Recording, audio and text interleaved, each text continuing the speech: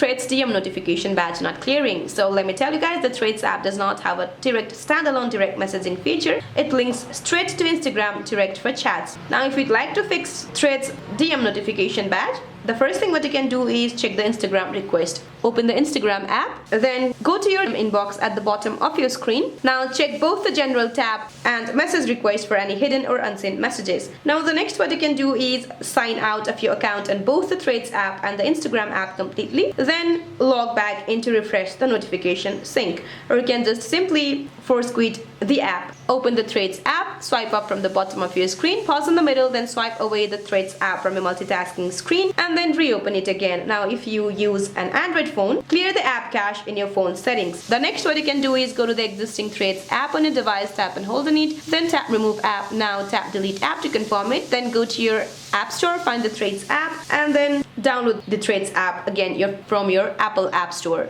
So that's it for this video guys. I hope this video is helpful. Please don't forget to like and subscribe. See you in my next video.